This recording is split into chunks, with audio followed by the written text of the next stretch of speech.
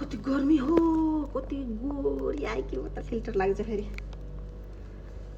फ्रिजभित्रै पस्दा पनि भयो के अरे। रातको 12 बजे बाबा आएको कि म थाइल्यान्डतिर गएको थियो। अनि थाइल्यान्डबाट आउँदाखेरि त्यहाँ तल बजारबाट के छ तरकारी छ कि छैन त भन्दै थियो। राख्न त राखिछु के अरे अलिकति छ भनेको थिएँ मात्रै सबै लिएर आएछ। यो खालको खुर्सानी पिरो हुन्छ, यो हुन्छ पिरो, यो त हुँदैन। मलाई नेपालीहरूले खुर्सानी बढी खान्छन् भनेर कि अनि फेरि यो के है,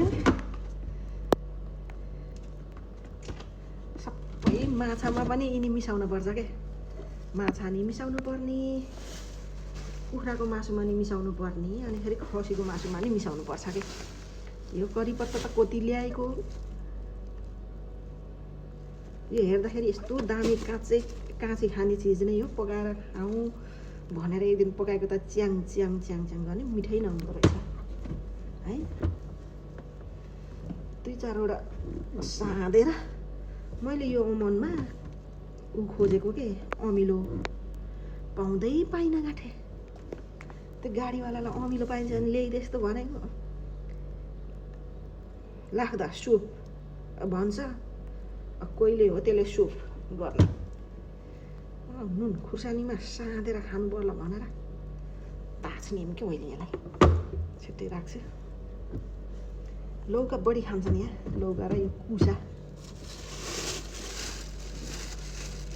मैले अदुवा ल्याएस बाबा भनेको थिएँ अचार लाखालाई कि। अब साउनीको माइत जाने हो कि हामी। अब 1 महिनापछि त साउनीको माइत जान्छौँ 3 महिना बस्नलाई। तर अस्ति मैले माइत जाने हो भनेको धेरैले कहाँ आएर माइत भन्दै थिएँ। साउनीको माइत भनेको नि मेरो माइत, मेरो न घर छ न माइत छ, मेरो आफ्नो घरै छ। त्यही माइती घर, त्यही माइतीमा माइती।